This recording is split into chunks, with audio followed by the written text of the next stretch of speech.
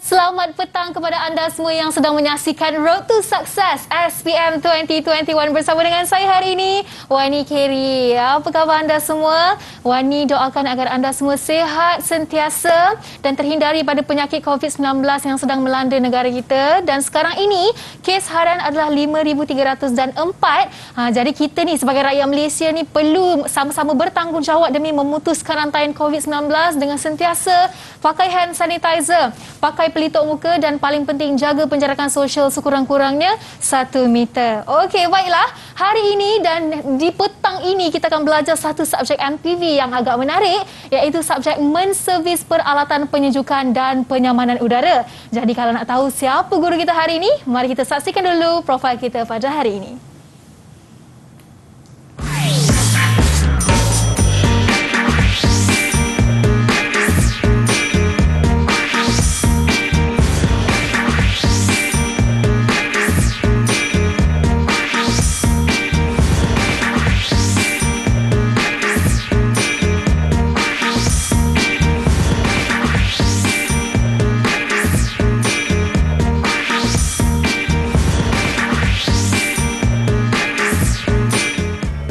Mempunyai 13 tahun pengalaman mengajar dan kita bawakan ke studio bersama-sama dengan kita Cikgu Siti Nur Faridah dari SMK Kampar Perak. Assalamualaikum Cikgu, apa khabar?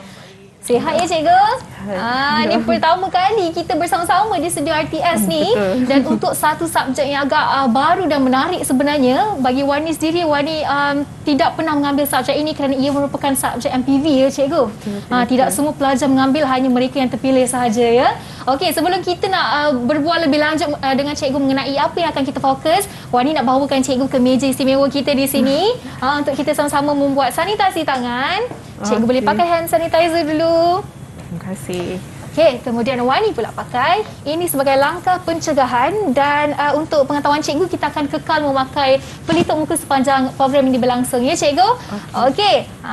Langkah pencegahan pun kita dah buat. Jadi sekarang kita nak berboraklah dengan Cikgu. Apa yang akan kita sama-sama fokus untuk subjek hari ini? Okey, hari ini kita akan belajar tentang keselamatan pekerja dan kesihatan pekerja. Keselamatan pekerja dan kesihatan pekerja. Itu merupakan satu faktor yang penting sebenarnya sebelum kita buat apa-apa pekerjaan sekalipun. Betul. Dan okey, Cikgu pun dah bagi tahu apa yang kita nak fokus.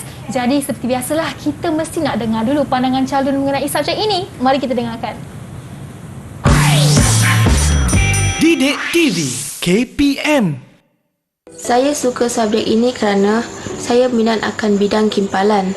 Selain itu, subjek ini turut memberikan pengetahuan asas tentang cara pengendalian elektrik yang betul. Saya juga dapat melihat peluang pekerjaan yang luas dalam bidang MPPPU ini.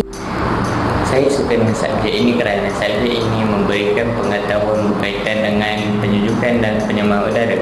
Saya juga melihat peluang pekerjaan yang luas dalam bidang MPPU ini seiring dengan cita-cita saya sebagai seorang jurutera dalam penyejukan dan penyamaran udara.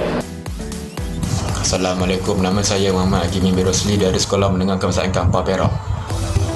Saya amat meminati subjek MPPPU ini kerana subjek ini mempunyai bidang kimpalan dan juga saya dapat mengetahui komponen asas dalam penyamaran udara yang lengkap. Didik TV KPM. Itu je, kita dah dengarkan rata-rata daripada mereka mengatakan bahawa subjek ini satu subjek yang agak menarik dan mereka ramai juga yang nak menjadi apa orang kata tu engineer. Engineer dalam bahagian elektrik ni ya Cikgu. Penyaman udara. Penyaman udara dan katanya ada melibatkan kimpalan namanya. Betul, ada buat kimpalan gas. Okey. Jadi kita nak tengok bahawa mereka betul-betul serius ni nak jadi engineer. Kita akan berkenalan dengan anak murid Cikgu sebentar saja lagi. Dan anda jangan ke mana-mana kerana kita akan bersama dengan Cikgu Faridah sebentar lagi dalam Road to Success SPM 2021. Didik TV KPM. Cara-cara membasuh tangan dengan betul.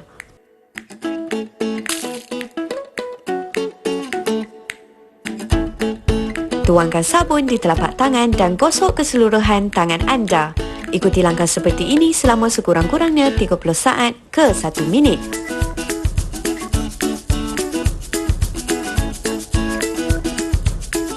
Kemudian, bilas sabun dengan air sehingga bersih dan gunakan siku anda untuk menutup paip air. Gunakan kertas tisu yang tersedia untuk keringkan tangan dan gunakan tisu yang sama untuk membuka pintu bilik air. Jangan lupa untuk membuang tisu yang terpakai dan selamat mencuba. Tahukah anda? Ini adalah langkah-langkah mengendalikan periuk nasi mengikut urutan yang betul.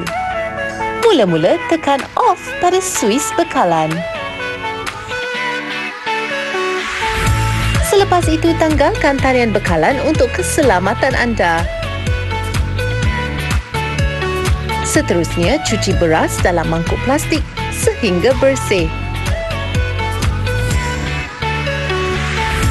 Masukkan beras yang sudah dicuci ke dalam periuk aluminium mengikut sukatan. Masukkan air ke dalam periuk aluminium dan pastikan sukatan air bersesuaian dengan jumlah beras. Letakkan periuk aluminium ke dalam badan periuk nasi. Pasangkan talian bekalan ke soket alir keluar. Tekan on pada suis bekalan. Dan barulah tekan suis cook. Suis akan terpelantik ke warm apabila nasi sudah masak. Setelah nasi dimasak, anda boleh menyediakan lauk untuk dimakan bersama nasi itu. Selamat makan. Didik TV KPM.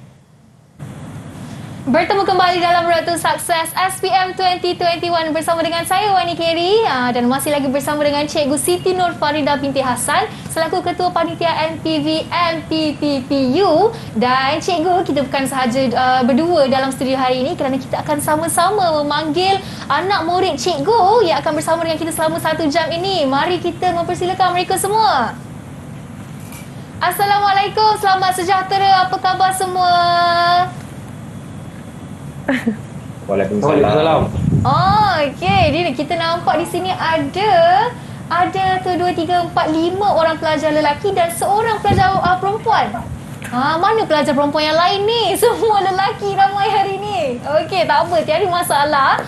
Yang penting mereka bersemangat untuk volunteer hari ini dan bersama-sama ikuti pembelajaran kita untuk subjek hari ini. Dan sekarang kita nak minta mereka untuk perkenalkanlah nama dan bagi tahu cita-cita anda. Kita mulakan dengan Fardin. Nama saya Fardin Aduka bin Rosli. Saya ingin cita-cita saya ingin menjadi pembaca akaun yang jaya. Okey, itu merupakan cita-cita Fardin. Apa pula cita-cita Iman? Nama saya Iman Zahikimi. Cita-cita saya menjadi seorang jurutera. Baik, Iman nak jadi jurutera. Seterusnya Hakimi pula. Nama saya Muhammad Hakimi bin Rosli. Cita-cita saya nak jadi jurutera. 2 cita-cita yang sama di sini. Dan seterusnya kita nak tanya Aiman.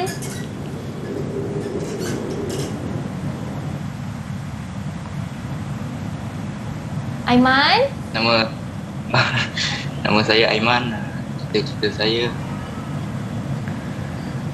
jadi jurutera. Okey. Lama tu berfikir nak cari cita-cita dia tu. Okey, tak mengapa. Seterusnya kita nak tanya Yasin dulu. Sebelum kita pergi ke pelajar perempuan, kita pergi ke Yasin dulu. Assalamualaikum. Nama saya Muhammad Yasin bin Rosli. Cita-cita saya menjadi askar.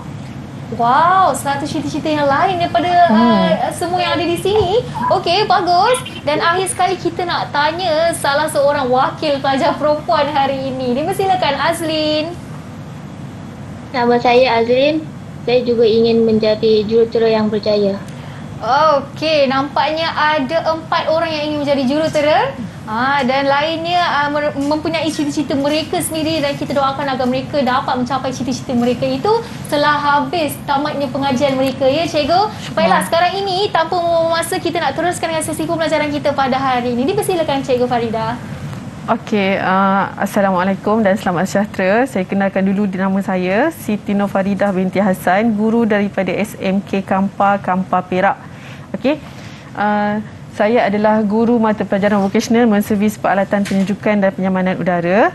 So hari ini saya akan sampaikan modul 2 iaitu keselamatan dan kesihatan pekerjaan. Okey. Sebelum saya masuk, saya nak menekankan kepada pelajar-pelajar bahawa ini adalah topik yang dianggap ringan tetapi sebenarnya amat penting. Sebab pelajar-pelajar akan datang buat amali, mereka perlu kesihatan dan keselamatan dalam bengkel. Perlu ni lah. Okey.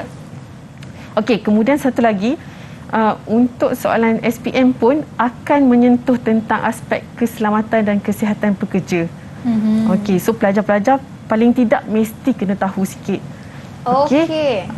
Adakah subtopik ini sering ditanya dalam peperiksaan, cikgu? Ada. Okey. Jadi semua kena fokus hari ini. Tapi soalan tu biasanya soalan akan merujuk kepada aspek pekerjaan apa yang tengah dilakukan. Contohnya kimpalan gas. Jadi apakah aspek keselamatan yang perlu dilakukan? Okey. So saya mula. Boleh, cikgu. Okey, so kita pergi dulu tentang pengurusan keselamatan. Okey. Pengurusan keselamatan kita ada 3 aspek. Yang pertama sekali adalah keselamatan diri sendiri. Seterusnya keselamatan semasa menggunakan peralatan dan mesin. Dan akhir sekali adalah keselamatan tempat kerja ataupun bengkel. Okey, kita pergi dulu kepada aspek keselamatan diri sendiri. Okey. Yang pertama, pelajar perlu tahu tentang alat perlindungan keselamatan ataupun personal protective equipment. Secara ringkasnya kita panggil PPE lah. Okey. So, kalau nampak gambar yang saya attachkan ni, okay, kita ada sekurang-kurangnya 8 PPE yang kita ada kat sini. Okey, kita mula. Okey, sebelah kanan ada pelindung mata. Okey, fungsinya adalah untuk melindungi mata kita. Okey. Okey, pelindung mata ada 2. Yang pertama adalah pelindung mata jenis lut sinar. Okey, yang kedua adalah yang jenis gelap. Untuk pelindung mata lut sinar biasanya digunakan untuk kerja-kerja mencanai ataupun menggerudi biasanya. Okey. Manakala kalau pelindung mata gelap, okey, itu adalah melibatkan cahaya yang terang. Contohnya kita nak buat kerja kimpalan gas. Okey. Seterusnya vest keselamatan. Okey, ini bergantunglah pada situasi pekerjaan. Vest keselamatan biasanya kita gunakan untuk orang lain nampak kita. Okey? Ya. Macam contoh kalau kita tengok sekatan jalan raya pun kan, sekarang kan banyak kan.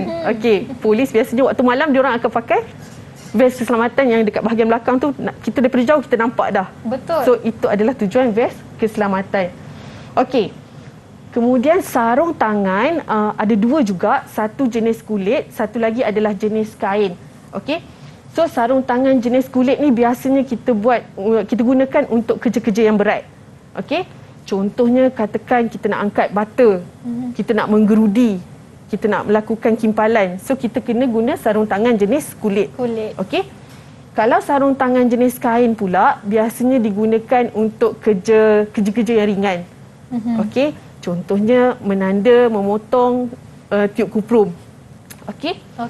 Okey, kemudian abah-abah keselamatan. Nama macam kelakar sikit kan? Abah-abah keselamatan. Abah-abah keselamatan dalam bahasa Melayunya lah. Ya. Okey.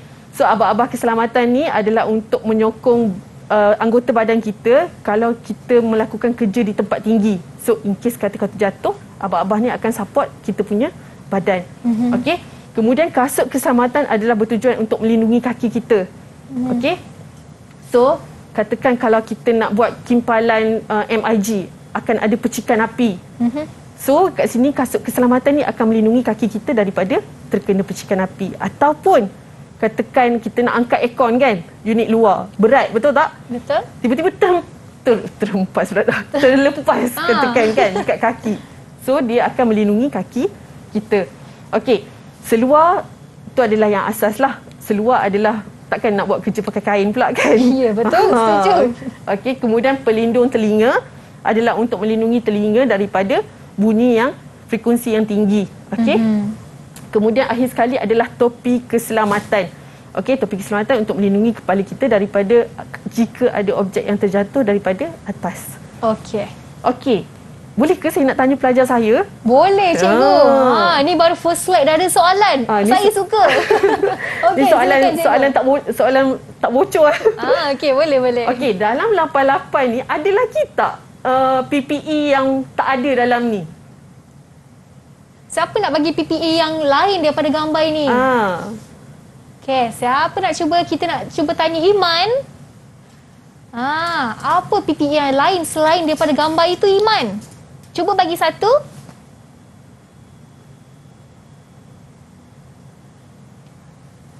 Kalau Iman masih berfikir, ada tak yang dah ada jawapan nak cuba jawab?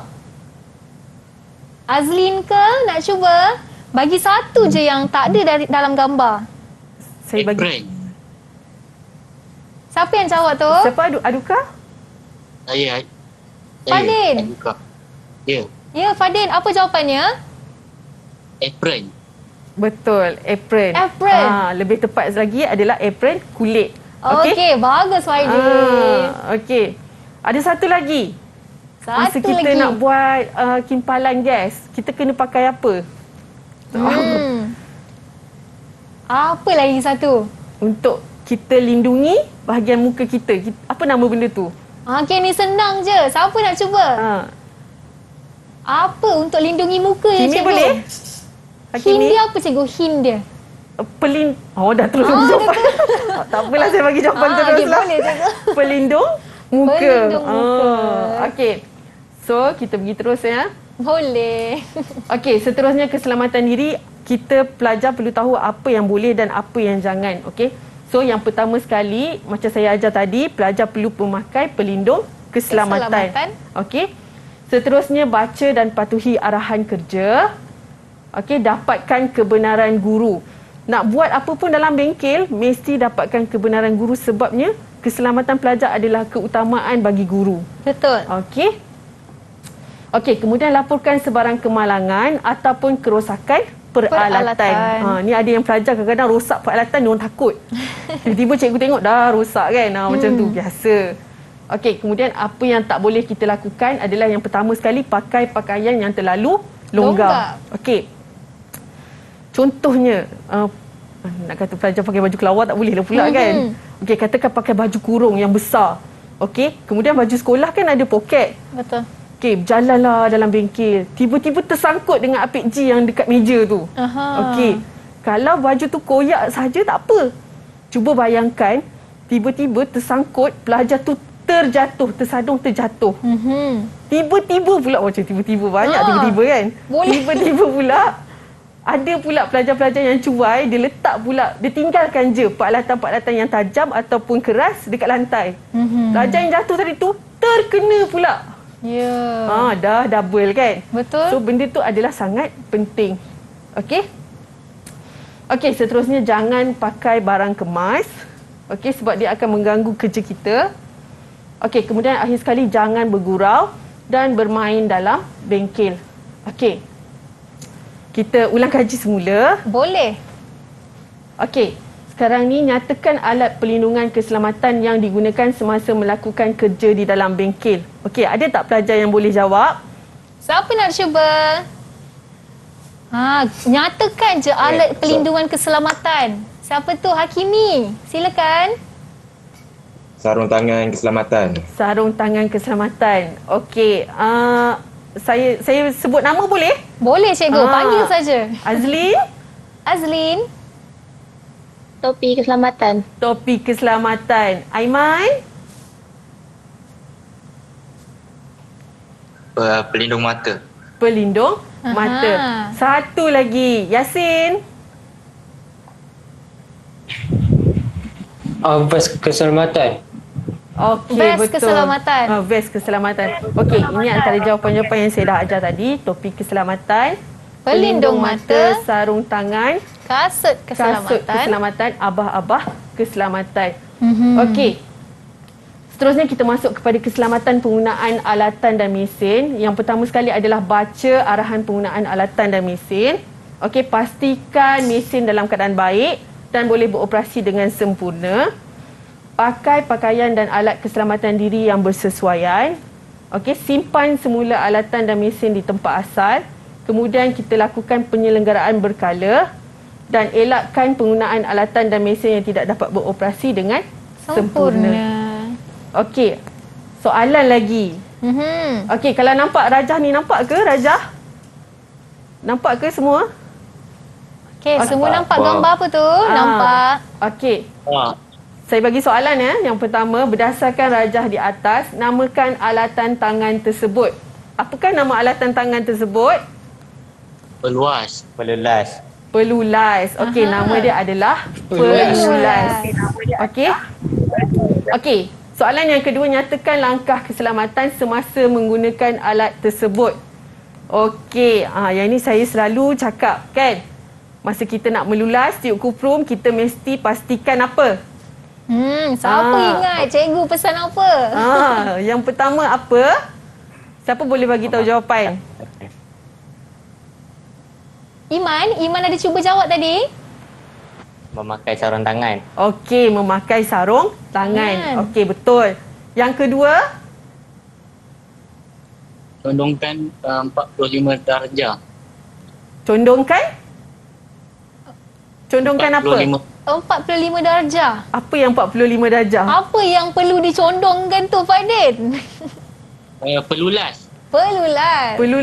Pelulas dekat bawah ke dekat atas? Dekat bawah. Pelulas dekat bawah. So, apa yang kita kena condongkan? Pelulas dengan tiup kuprum. Tiup kuprum dengan pelulas. Kita perlu condongkan 45 darjah. Kenapa? Siapa boleh jawab? Kenapa? Kenapa kena condongkan? Supaya habuk tiup kuprum tu tak jatuh merata-rata. Supaya bila kita lulas, sebenarnya kita nak buang kikiran tepi tu kat bahagian dalam tu. Okey. So katakan kalau kita pelulas dekat atas, so habuk besi tiup kuprum tu akan jatuh ke dalam.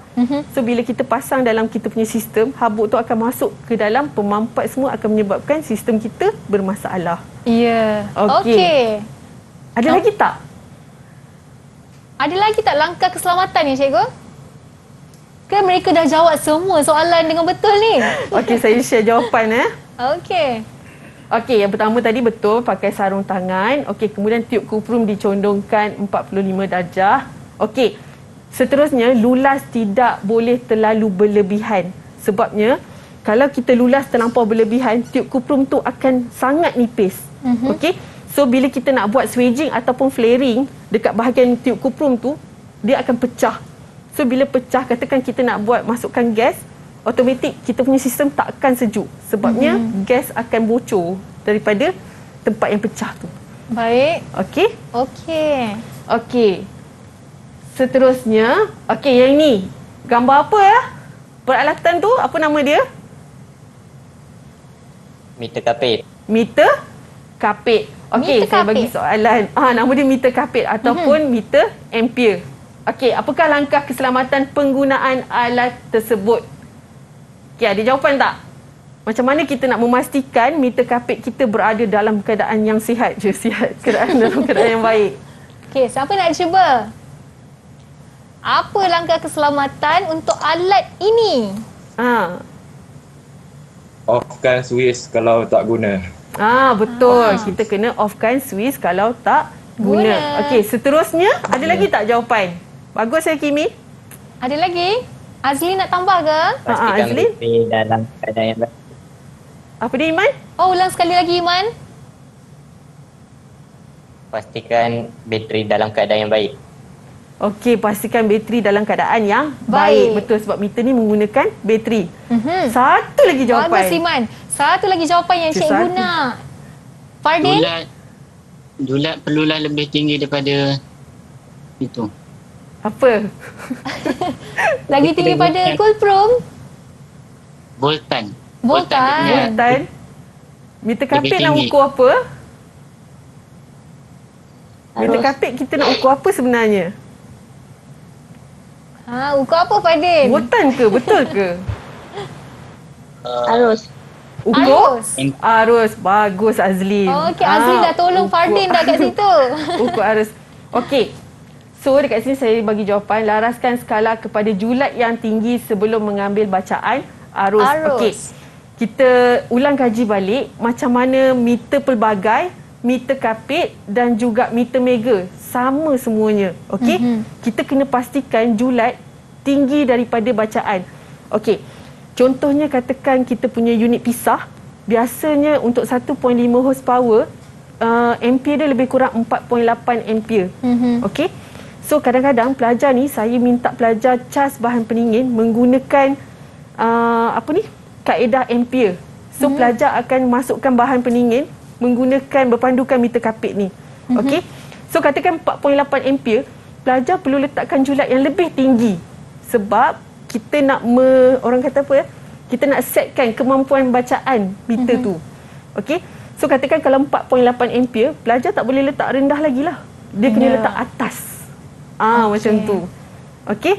So seterusnya jawapan, pastikan bateri dalam keadaan baik dan akhir sekali adalah off meter ampere sekiranya tidak digunakan. Okey, bagus. Semua dah jawab dengan betul. Lepas ni kita ada soalan lagi ke kita nak masuk seterusnya, cikgu? Saya nak tambah satu lagi boleh tak dekat sini? Soalan? Saya nak memaklumkan je lah untuk boleh, keselamatan cikgu. peralatan. Okey. Boleh. Pastikan bateri dalam keadaan baik. Okey. Jika katakan pelajar ataupun tak kisahlah siapa pun, katakan meter kapit ni tak nak guna dah dalam jangka masa yang lama. So, kita kena bawa keluar bateri tu. Kalau tak, dia akan merosakkan terminal kita. Okey, maksudnya tak boleh simpan bateri lah kalau tak digunakan dalam masa yang lama. Contohnya katakan kalau macam rumah kita kan, katakan remote kipas yang tak dipakai, kita kena keluarkan bateri tu.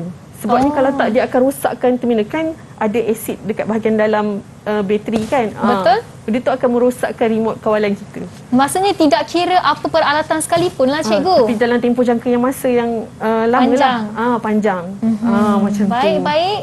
Okey, pelajar semua ada soalan ke nak tanya cikgu? Setakat ni semua okey tak? Faham tak? Kalau okey, tunjuk thumbs up macam ni dekat kamera. Nak tengok semua okey tak tu? Aiman okey tak, Aiman? Okey, nampaknya semua masih okey. Lepas ni ada banyak lagi yang ingin kita belajar sama-sama ya, cikgu. Jadi sebelum kita nak teruskan dengan sesi pembelajaran kita, apa kata kita berehat seketika dan jangan ke mana-mana, kembali selepas ini dalam Road to Success SPM 2021. Didik TV KPM. Tahukah anda? Badan manusia mengandungi 55 hingga 60% air. Namun, ini bergantung pada di mana anda berada, sama ada di tempat yang mengalami cuaca panas atau sejuk. Faktor usia, jantina, dan berat badan juga memainkan peranan yang penting bagi menentukan kandungan air dalam badan. Sebagai contoh, purata kandungan air bagi seorang lelaki dewasa adalah 59%, manakala wanita dewasa pula sebanyak 56%. Air sangat membantu dalam melaraskan suhu badan, membawa nutrien dan oksigen ke sel-sel badan bagi mengimbangi elektrolit tubuh supaya organ dalaman kita mampu berfungsi dengan baik.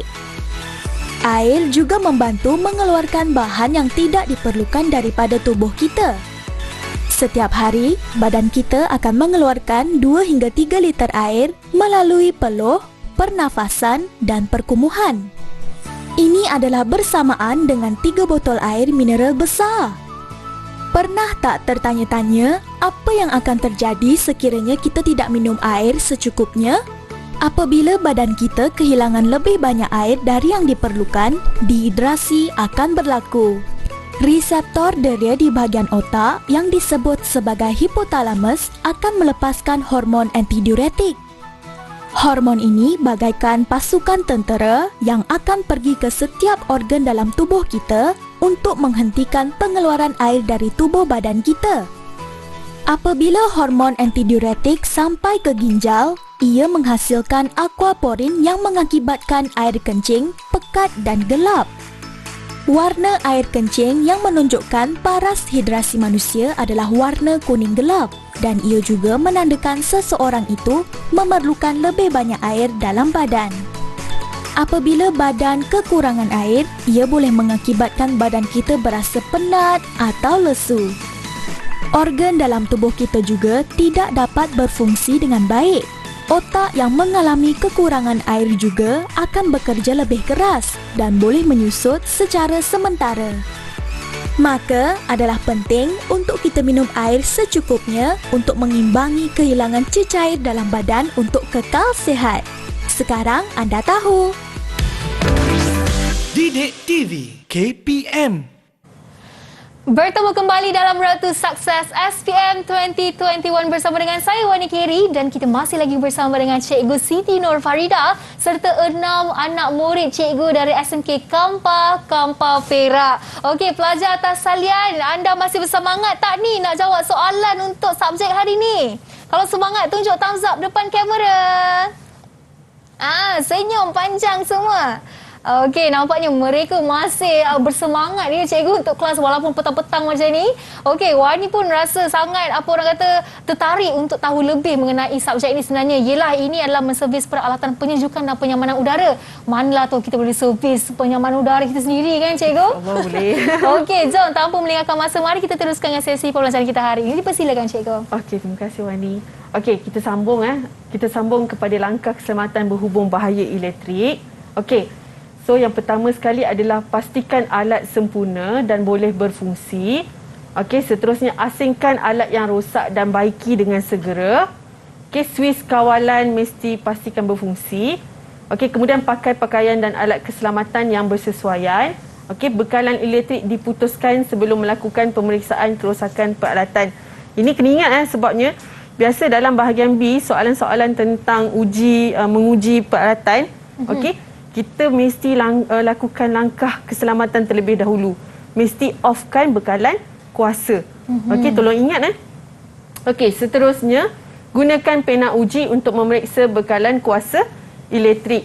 Okey, boleh tak saya nak tanya?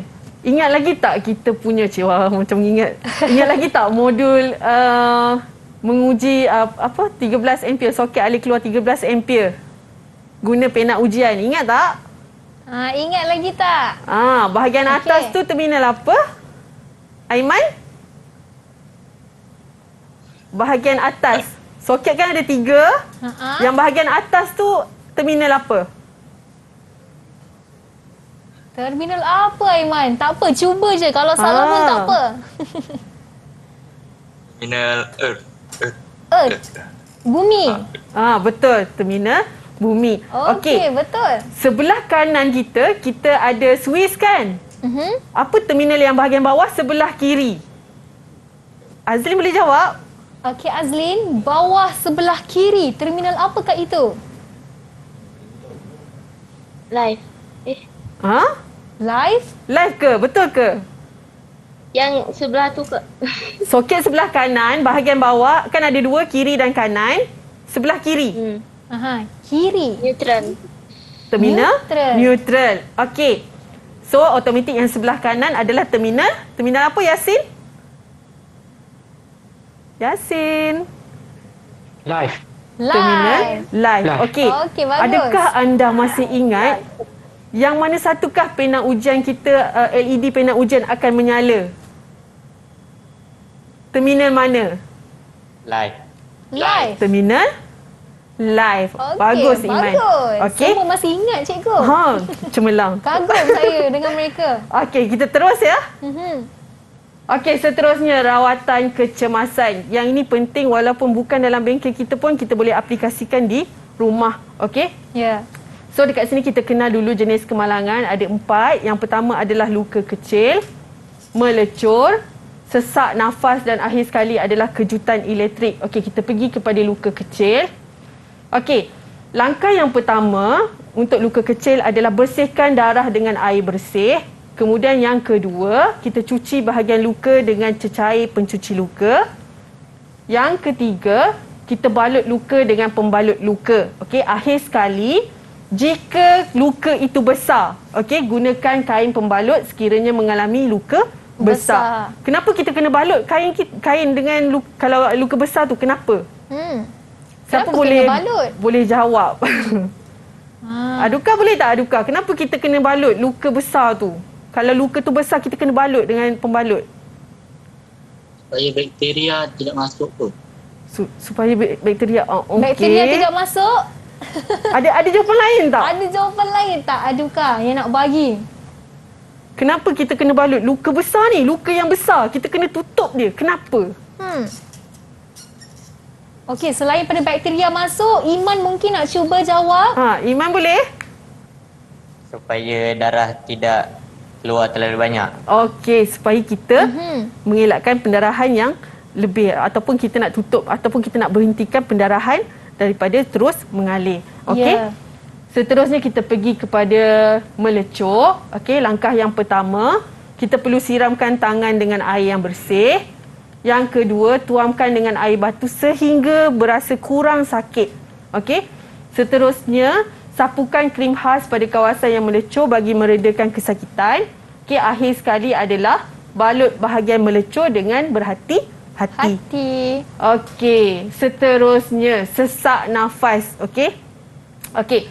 Dekat sini, apakah dia sesak nafas? Okey. Yang pertama adalah kita merasa kekurangan udara ataupun tidak dapat menghirup udara.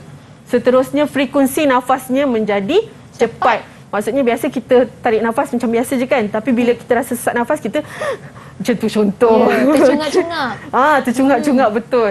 Okey, seterusnya rasa sesak di dada. Dan akhir sekali adalah rasa yang sangat menakutkan. Okey. So macam mana kita nak bantu? Okey, langkah-langkah untuk membantu mangsa sesak nafas. Okey, kita ada 5 langkah bagi membantu mangsa sesak nafas.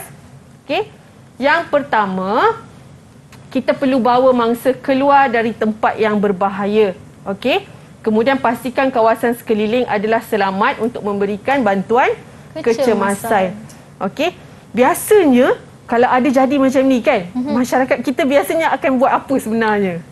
Mestilah akan ambil video dulu cikgu. Kan. So benda tu sepatutnya kita kena ubah. Okey. Lepas tu satu lagi, kadang-kadang contoh kat sekolah kan, kawan katakan luka. Member yang ambil berat ni semuanya akan berkerumun biasanya. Akan tutup laluan udara tu sebenarnya. Jadi itu adalah tindakan yang salah sebenarnya.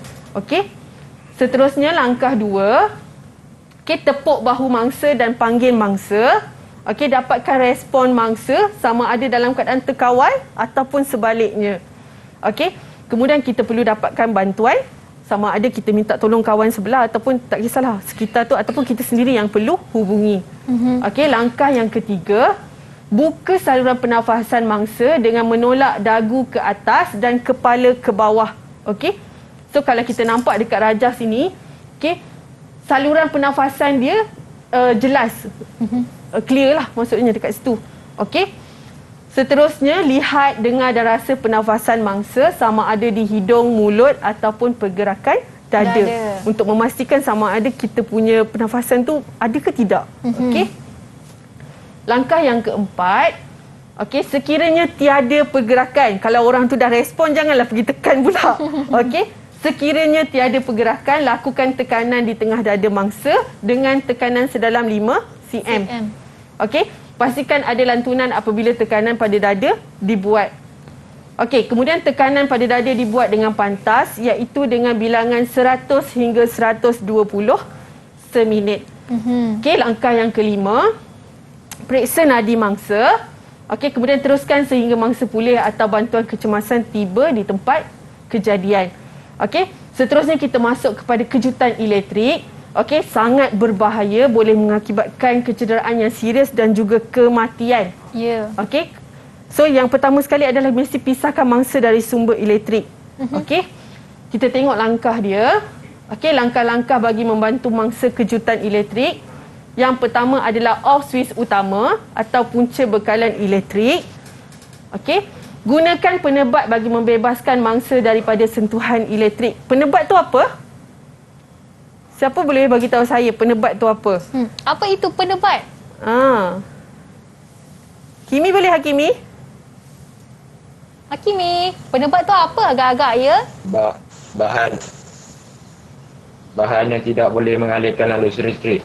Ya, betul. bagus, Bahan yang Hakimi. tidak boleh mengalirkan arus elektrik. Okey, sebabnya mangsa masih jika adalah mengalirkan arus elektrik. So kalau kita pegang tanpa penebat, arus elektrik tu akan transfer ke badan kita. Okey. Seterusnya, bawa mangsa ke tempat yang selamat.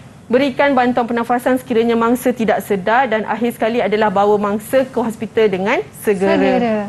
Okey. Saya terus Ya. Okey, kita masuk kepada punca dan kaedah mencegah kebakaran. Punca yang pertama adalah litar pintas. Okey. So dekat sini kita kena pastikan pendawaian dilakukan oleh mereka yang berkelayakan. Okey, jangan panggil suka-suka hati orang. Kita kena pilih sertifikat dia, semua kita kena tengok.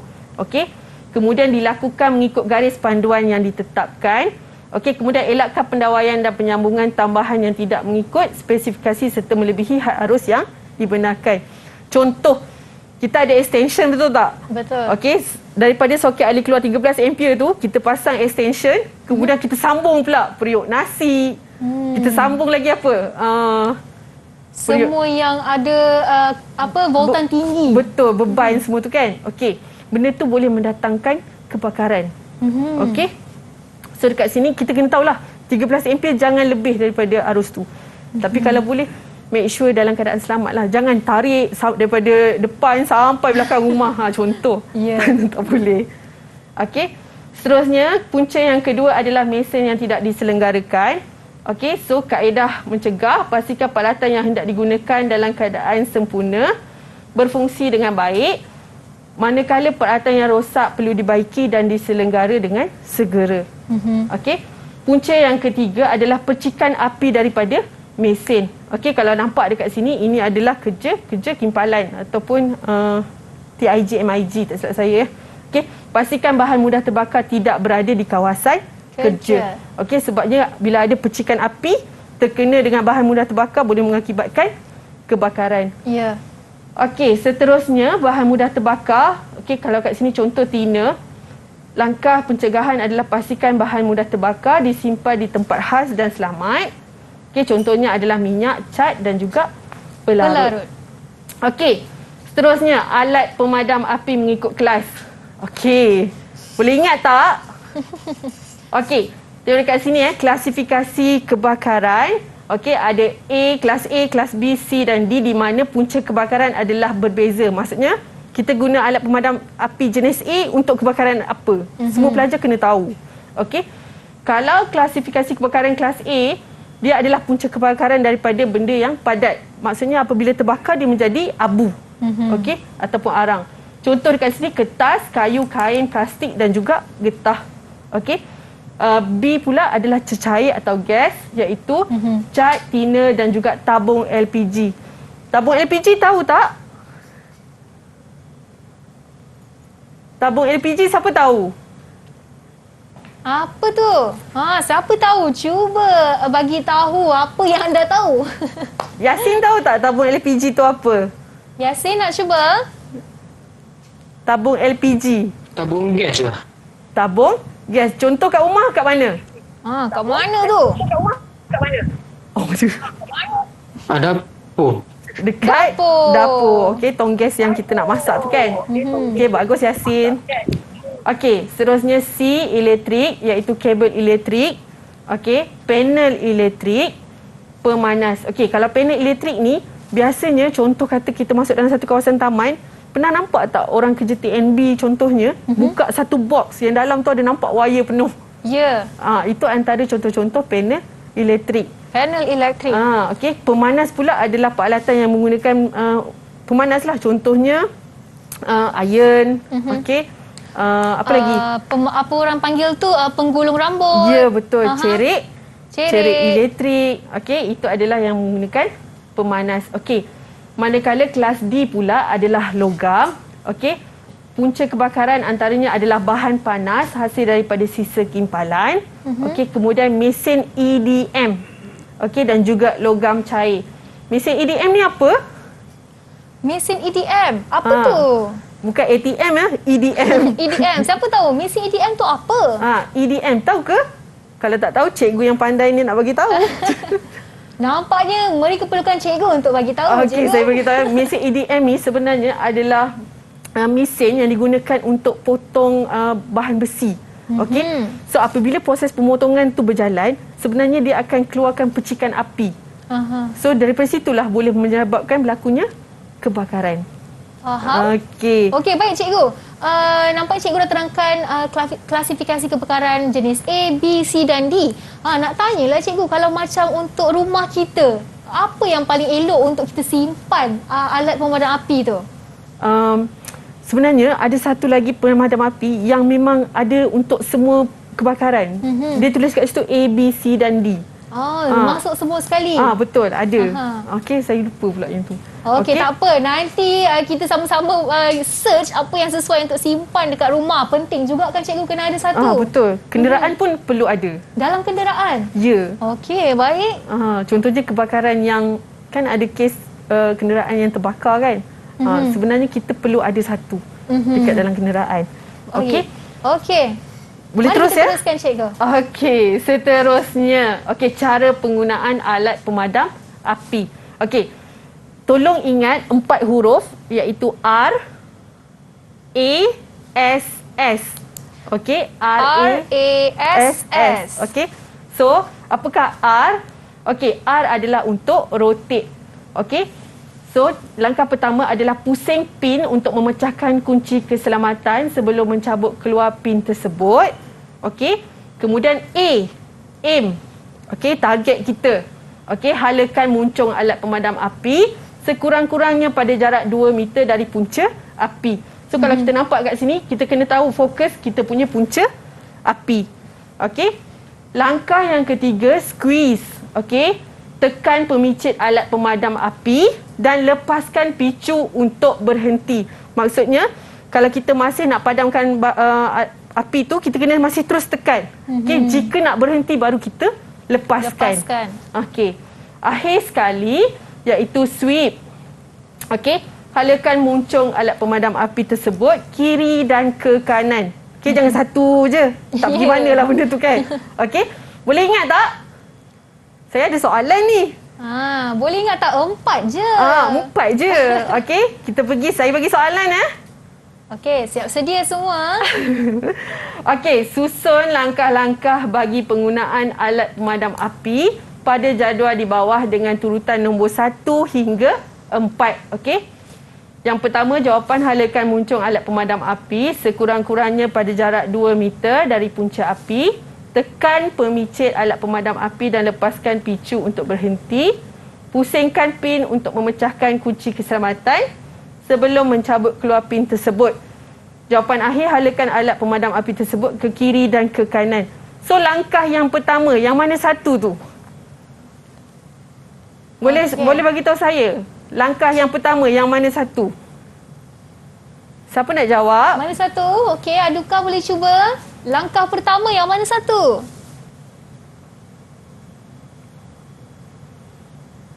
Tak dengar Aduka. Aduka, boleh unmute mikrofon? Okey, langkah pertama apa dia? Langkah pertama ialah pusingkan pin untuk memecah kunci keselamatan sebelum mencabut keluar pin tersebut. Okey, bagus. Okay? Betul. So, jawapan yang pertama, pusingkan pin untuk memecahkan kunci keselamatan sebelum mencabut keluar pin tersebut. Yang kedua. Cikgu pilih seorang, cikgu. Saya nak pilih Aiman, boleh Aiman? Aiman, cuba langkah nombor 2. Apa dia? Langkah nombor 2. Tekan pemicit alat pemadam api dan lepaskan picu untuk berhenti. Betul ke? Betul ke Aiman? Ada yang lain nak cuba? Tadi hint nombor 2 A. Apa agak A tu? Azlin boleh cuba, Azlin? Azlin nak bantu Aiman? Halakan muncung ke kiri dan ke kanan. Okey, yang kedua adalah aim, halakan muncung alat pemadam api. Salah. Azlin tersalah pilih. Azlin, betul ke jawapan tu? Mungkin jawapan Azlin nak bagi yang pertama tu, cikgu. Okay, saya bocorkanlah jawapannya. Okey, halakan muncung alat pemadam api sekurang-kurangnya pada jarak 2 meter dari punca api. Ingat tadi R rotate, yang kedua aim. Okey. Yang ketiga S. Apa dia? Siapa nak bagi jawapan? Siapa nak cuba ni? Yasin boleh? Yasin, cuba Yasin.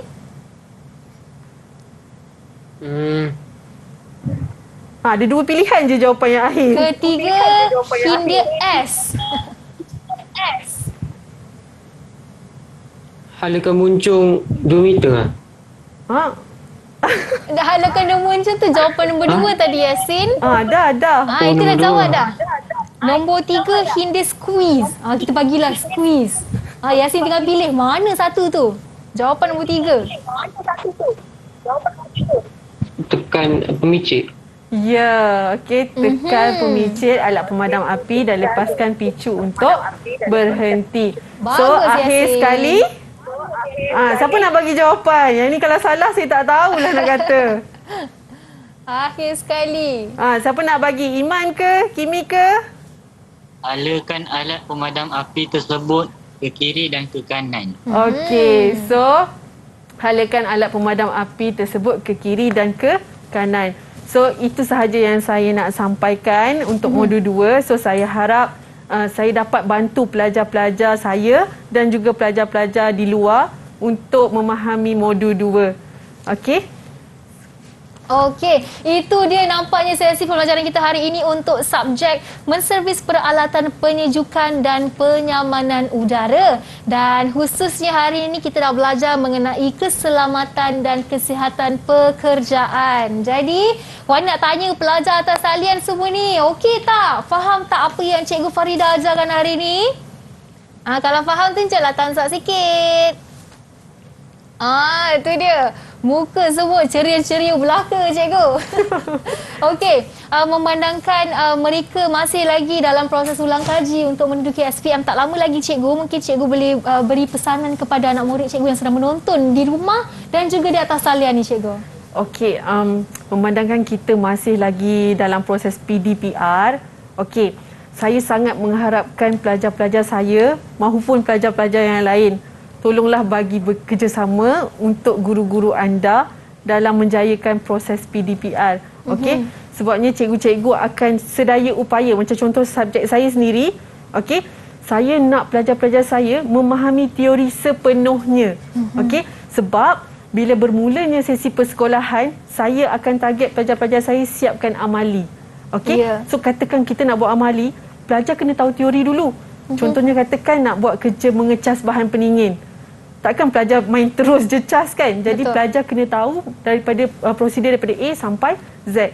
So dekat situ, waktu PDPR ni, memang semua cikgu-cikgu akan tekankan semua teori-teori yang pelajar perlu lakukan.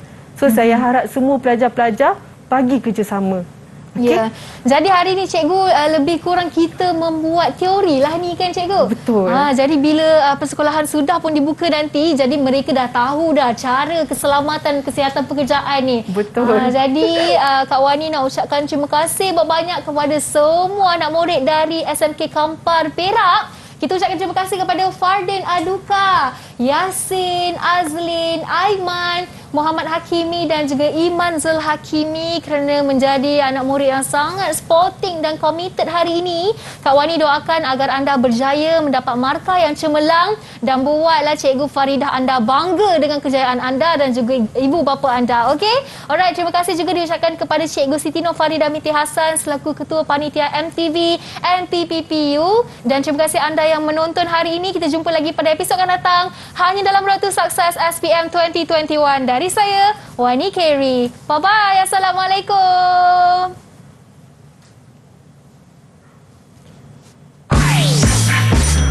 Didik TV KPM. Assalamualaikum warahmatullahi wabarakatuh dan salam sejahtera buat semua calon SPM 2021. Saya Puan Khairul Anissa binti Khairuddin, Pengetua SMK Kampar ingin mengucapkan selamat maju jaya, selamat meneruskan misi perjuangan menghadapi peperiksaan SPM 2021 dalam suasana pandemik COVID-19. Okey, semoga kekal positif, kekal bersemangat. Fikirkan boleh? Pasti boleh. Saya Nur Azli Bengtan, bapa kepada Iman Zul Hakimi, mengharapkan anak saya yang akan menduduki SPM pada tahun ini dapat memberikan komitmen sepenuhnya kepada pembelajaran yang diikutinya. Kerana keadaan begitu sukar sekarang ini, bagaimana keputusan pada akhirnya nanti terpulanglah pada rezeki beliau. Yang penting usahalah sesempurna yang mampu olehnya.